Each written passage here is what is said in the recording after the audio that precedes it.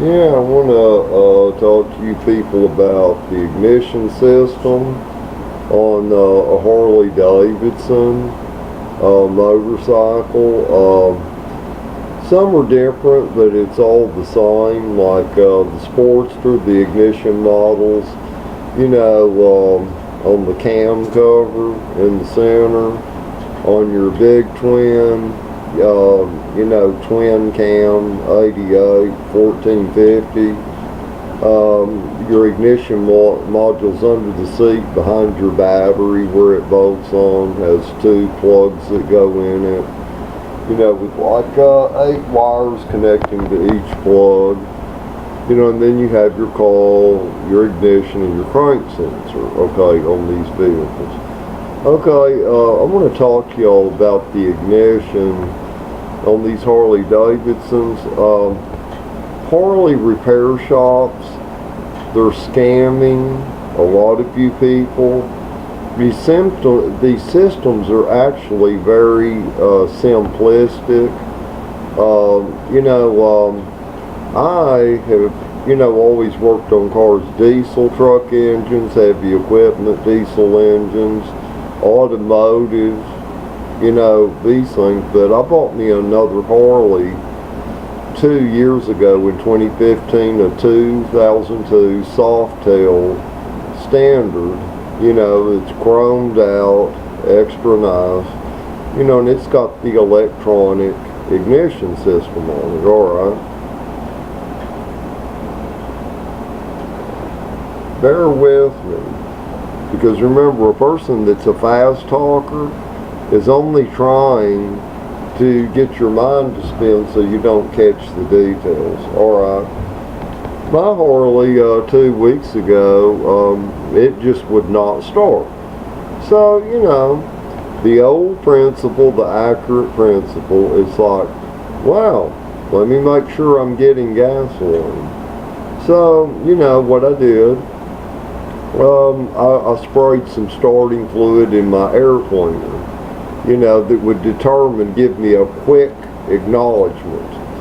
Am I getting gasoline or am I not getting fire? Okay, starting fluid, the engine would still not ignite. Okay, so I thought, yeah, okay, I'm dealing with a spark situation. So I took one of the spark plug cables off the coil that went to the rear cylinder, put a spark plug in it, turn the light off in the garage to make it dark, and turn my engine over, no spark. So I tried it in the front spark plug wire, no spark. Okay, from there, I unplugged the wire that plugs into the coil.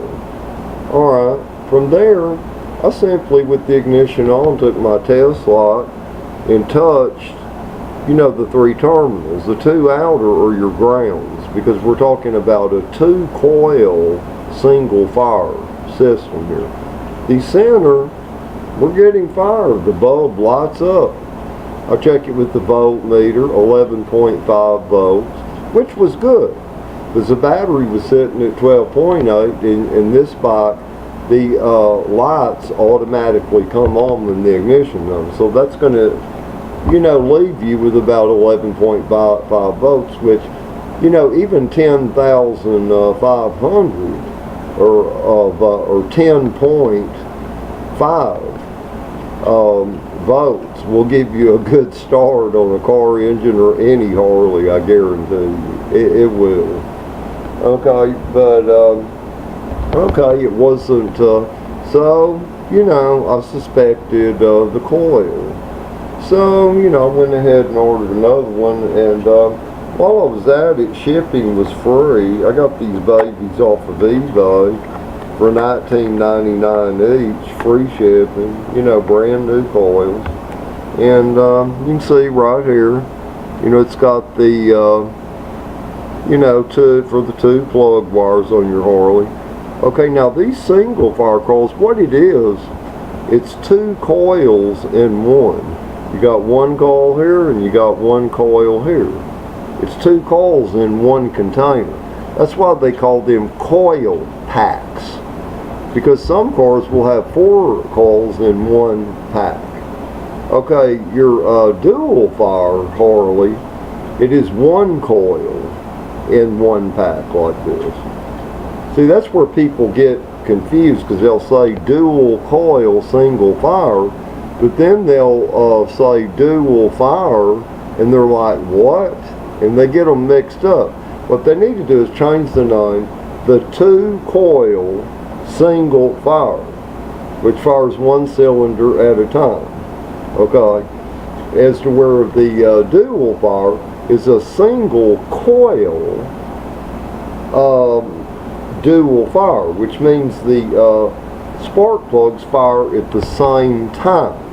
And that's the way all your older Harleys were before your Evo, your shovel heads, all of them. Both plugs fired at the same time. You know, and it's more efficient if you use the single fire with the two coils like I have. It's more efficient because you're not igniting spark when the engine is on its intake stroke, but it's just wasted fuel, wasted spark, wasted ignition, in other words, and can cause backfiring through the carburetor when you rev or when you're starting one when they're cold. You know, that's why most Harleys, they're going to have the single fire with the two coils in one like I'm holding right here. Okay, on the back where it plugs in, you've got three prongs. That's another way you can tell. If it's a dual fire, it's going to only have two prongs because it's one coil. But what they've done here, this has three terminals inside. Because two are grounds, the center is your hot wire, your primary wire, or your common wire, a lot of them call it. Stupid, they ought to just say the positive wire, like what we called them in the late 60s, 70s, during my teenager years. Yeah, you know, the positive wire, the hot wire, you know, is what we call them. Okay, so, you know, of course, when you test them with a test light, the single terminal in the wire with the ignition on is going to give you voltage and light up your test light. The two end terminals are not, because those are your grounds. And the ground cannot enact until the ignition, you know, till you start cranking your engine, which I will explain a little bit later. But anyway, this turned out not to be my problem after all. But, you know, I left the other new coil on the bike. You know, it has 38,000 miles. It was due for one anyway. You know, it's better to, you know, because it's better for, you know, your valves, to not build up carbon in your engine, to have a good coil. You know, it's worth it. It pays off.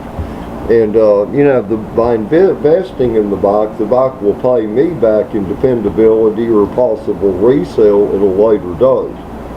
Because this one with 38,000 miles, it's as dependable as a brand new one. I mean, it is. It's, you know, one that was very, very, very, very well kept. You know, that has nothing, even the original paint.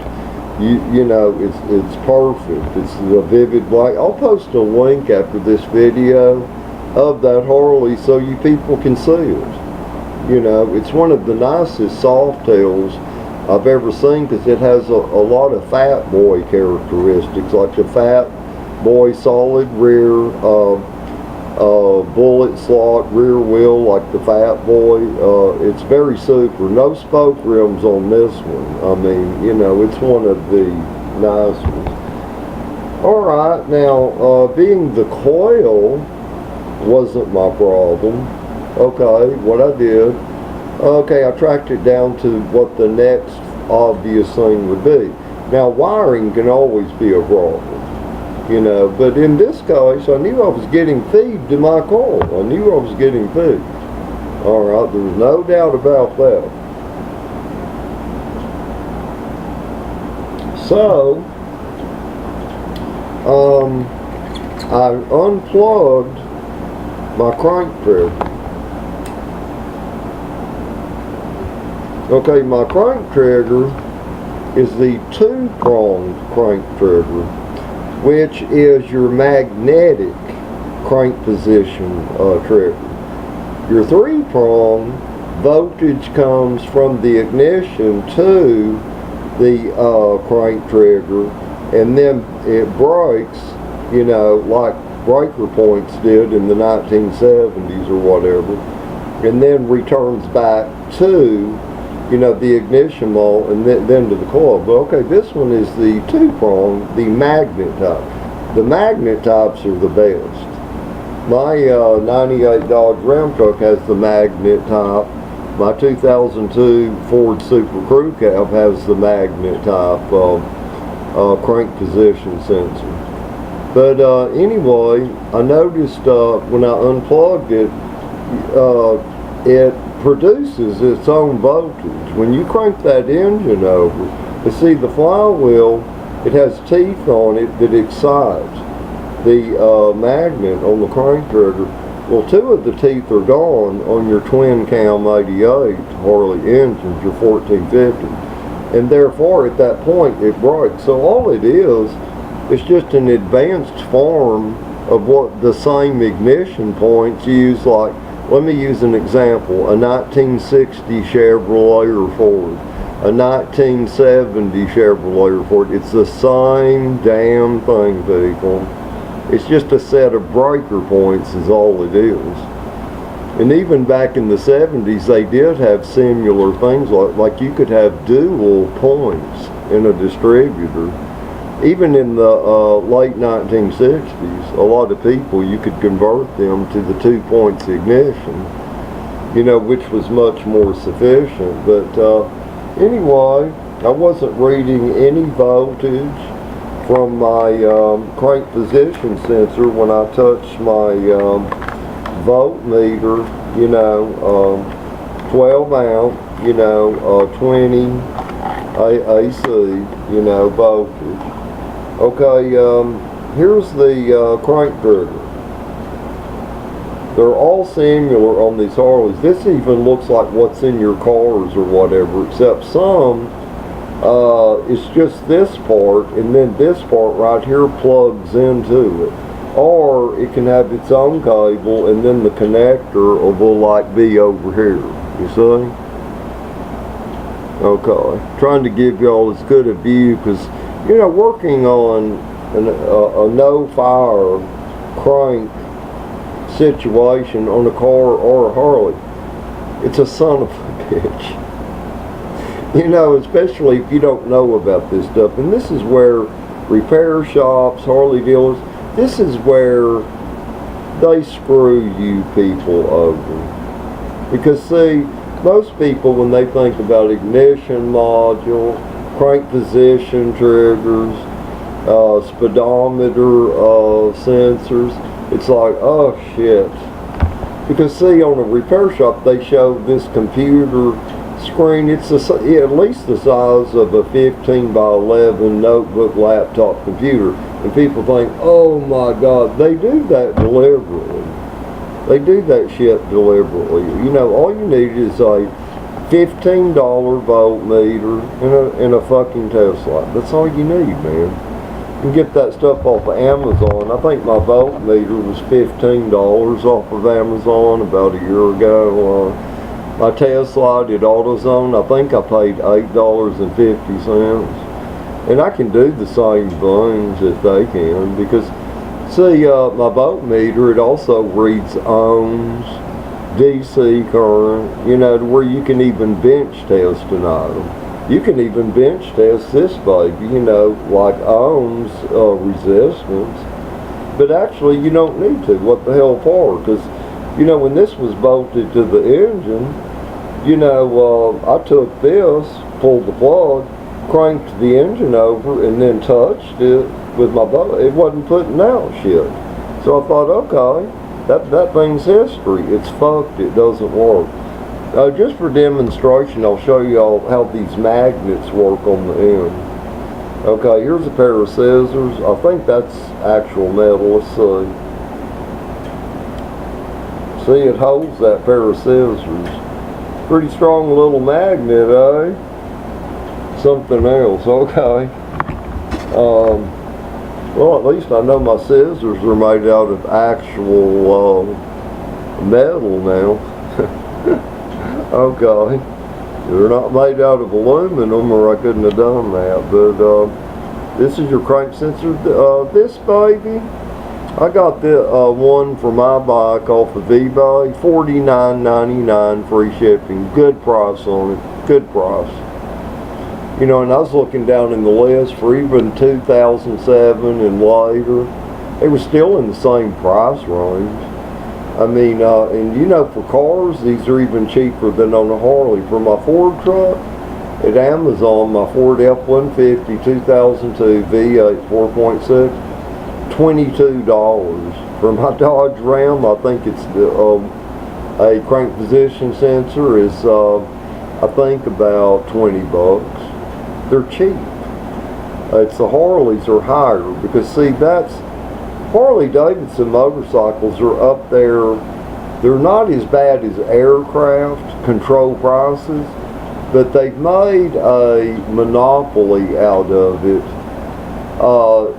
You know, because it's a sports leisure, you know, RV vehicle, and they've made it expensive just to bullshit people. It's like, you know, the Corvette, you know, of the late 50s, 60s, 70s. You know, they always made, and I'm speaking of those years, 50s, 60s, 70s. They made a big deal and would charge people 5 times the amount for parts on those cars. People, those engines in those cars was the same thing that they used in the Chevrolet Impala, the Chevrolet Biscayne. It was the same damn engines. Your 283 Chevy Sharp Block V8, your 327, your 350. Some of them had 409s, later 427s, which those come in those common family cars that I just told you about. That same damn engines, people. But they made people think they was extraordinary or something. They put a little chrome on the air cleaner, and they on the valve covers, they make them out of chrome to give you that thought, oh God, that cost a bunch more money, you know. But a Harley is actually a simple mechanism. It's not complicated. Now, if this hadn't been the problem, let's say this would have worked, this crank position trigger. What I would have done is simply followed the wire that plugged into it, that goes from the front of the engine on the bike, back, and then comes back under where the underneath the seat is. The other end of the plug, simply check that, you know, from, you know, the ignition source. But I already knew this didn't work, so I thought even if something else is going on here, by some ironic coincidence, I still need to change this damn thing. You know, on a Harley, always check your coil, well, not just your coil, but your coil feed wire. Your coil feed wire. And then try putting a spark plug in the end of one of your spark plug wires and crank the engine and see if you see a spark.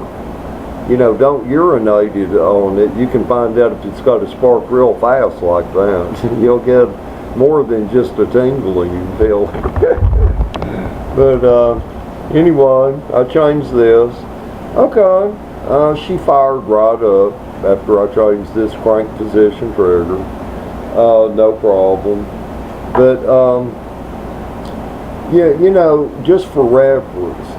You know, and then I can go in and tell you how to do the same thing on your car, the same damn thing on your car. Also, because this is information you'd need to know if you're dealing with your car or pickup, whatever. Always, before you fuck with anything, check your fuses. Check your damn fuses, people. You know, I've seen so many guys work on these Harleys. They never check their fucking fuses. Same thing with cars. Same thing with cars. Even a lot of these auto garages, they don't check that because they want to charge a person for a new fuel pump, and hit you up for $500, so they don't check the fucking fuel pump fuse, man. The fuel pump fuse. Oh, okay, but that's getting into a later chapter here, or of this video, and I'm not strapped for time, or whatever. I want to help people if you have a no start, or a crank, no spark type situation with your car or your Harley Davidson. Japanese bikes, I've never had any dealings with them. I just have no interest. I have no interest in them. I'm not against them. I just have no interest. But it's going to be similar, because Japanese electronics is basically what this shit is, where it arrived from on these Harleys today. It's Japanese is the electronics capital of the world.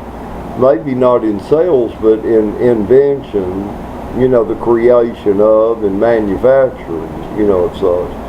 Which we're getting into political, financial stock there, which I'm into that too. But okay, now on Harleys with the fuel injector, check your injection or your fuel injection fuse, and your ECM fuse. Okay, mine's the carbureted model. Thank God. Oh, thank God. I am so glad. Thank God. I'd rather have that than fuel injection, because it's just another thing that can fuck up and go wrong. And you still have the mechanical carburetor, to where you're going to have to deal with mechanical parts, the rebuilding of, when they get older anyway. So why not just have the carburetor, But, okay, did I leave anything out? I know I'm asking myself, y'all can't respond to that right now. Am I leaving anything else out? If I am, just leave a comment.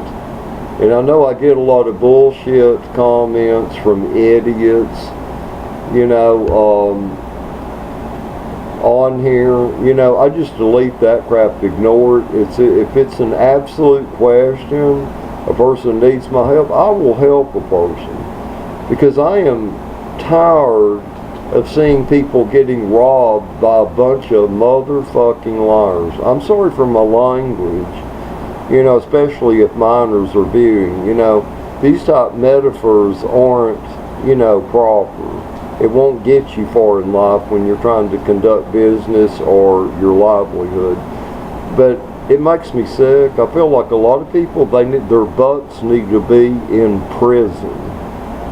Because deceitful liars, when all a man needs to spend is $50 to get something simple fixed, but they rig it up to where it's $700 damn dollars. Like on my Harley, they would have rigged that up to cost about $700 damn dollars. When with the coil and the crank position sensor, the total was $70. $70. And very easy to do. Very easy. Even a novice person could have done it. The crank position sensor on mine is bolted in front of got the front cylinder on the Harley. Then down on the crankcase towards the left side, you got the one Torx fitting bolt. That's where it was. Easy to get to, actually. Very easy to get to. So, that's not a problem. The coils are easy to change on those. Okay, where are we at? Well, that's about it. Let's get into the automotive. Okay, same method. You always want to determine fuel or spark. If it won't run, fuel or spark isn't happening. Which is it? Okay, let's take my 2002 Ford F-150. It has 8 individual coils. Okay, on 8 individual spark plugs. It's got an electric fuel pump. Okay, if it doesn't start, First thing I'm going to do is look at the fuel pump fuse, because it's easy to get to. Why the hell not go ahead and check that? And then I'm going to check my ignition fuse. Okay, same as on a Harley, you know. Okay, okay, from there I'm going to pull off one of the coil plugs. You know, they're two-pronged. Okay, I'm going to put a test light on it, get someone to crank the engine on, hold up. If it lights up, okay, I know I'm getting spark to the coil. Okay, so if need be, I could pull that coil boot off of there, put a spark plug in it, and get someone to turn it over and see if I've got a spark to that spark plug. Okay, to determine whether one or more coils is bad. Okay, the next thing, if my fuel pump fuse is not blown in that engine, what I'm going to do, crank it over about 5 times, and then the Schrader valve, where you put your fuel pressure gauge on it, you don't need the gauge. Take a small pocket knife, or you can even take the tip of your test light pin, and you know, put on safety goggles or sunglasses or something, cup your hand over it, and press down on that Schrader valve. If gasoline shoots out about this high, I would say, you've got enough fuel pressure to run that engine. If it doesn't, well then the problem's your fuel pump. Okay, your next step would be to go back and unplug the plug that goes to the fuel pump on the top of the tank. With the ignition on, check it with your test light to see if it's getting voltage. If it's not getting voltage, well then it's almost a guarantee the fuel pump is gone on that car. Now, if you're not getting voltage at that plug that plugs to the fuel pump at your gas tank, and your fuse isn't blown, it's your fuse panel for your fuel pump, well then what you're going to be looking at is a short circuit in the wiring between your gas tank and your fuse panel. So, you know, that's going to get a little bit more complex, and this isn't for a novice person, but, you know, you're going to have to pinpoint, you know, is your ground, you know, like a lot of times a positive feed wire can be good, but if it doesn't have a ground, you're not going to get, your test light's not going to light up, or your voltmeter's not going to register on it. You know, so you have to determine if it's getting positive feed, or the ground is not grounded, you know, which shorty's there. But you know, I'm going to leave it at that, you know, for now, because my main thing, you know, with the things I have on hand, you know, to save you guys with Harleys, to save you a lot of damn money. You know, don't go run and buy an ignition module right away. Don't go do that until you check the things that I've told you about. If you have to, watch the video again and listen. It's worth listening to, because, you know, when I took the throttle body off of my modular Triton V8 on my Ford truck 2 years ago, when I kept getting a EGR code, you know, and my check engine light would come on. I had never worked on a modular V8 in my life. So rather than make mistakes, I watched a college video of where they, on a 2003 Ford F-150, how that they had 2 other students go through the whole process to where you have to remove the throttle body, and there's 2 holes in the throttle body for the EGR ports that are in the throttle body. And see, I was able to do it with ease, you know, and I just set my notebook computer on the hood of my 60 Cadillac. And I like to work at night with the drop light. I can see to work better with a drop light in the dark than I can with that bright sun. Because see, the sun reflects on other things. and your peripheral vision distracts you, is to where at night, if you have a good light, you can actually work on a car or even a motorcycle better. Or at least I can. That and it's cooler. I've never been a lover of the sun. That's why my skin's so white. I'm a nighttime person. I love night times. Yes, yes, yes. And, you know, this is an addition, but you know people that love to go to the beach. I live in Houston, Texas. I live 36 miles from Galveston, you know, and most people, when they go to the beach, they want to go when it's bright and sunny. Not me. I like to go like around midnight. And you got that nighttime breeze and you can hear those waves. That's when I like to go to the beach. Nighttime. Fuck that daytime shit with that sun. I'm not a sun person, you know. But anyway, I hope I covered all this. If I forgot anything,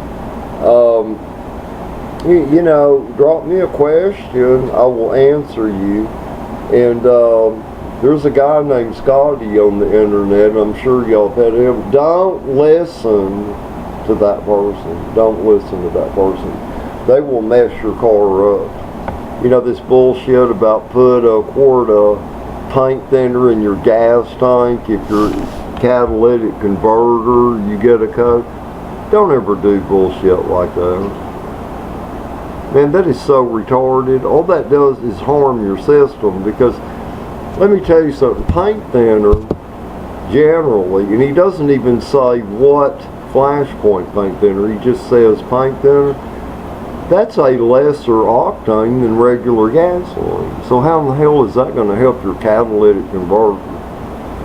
You know, I mean, it's just bullshit. He wants to make a name for himself, you know, he's a nervous little guy. He's got something wrong with him, I think, but, anyway, cheers.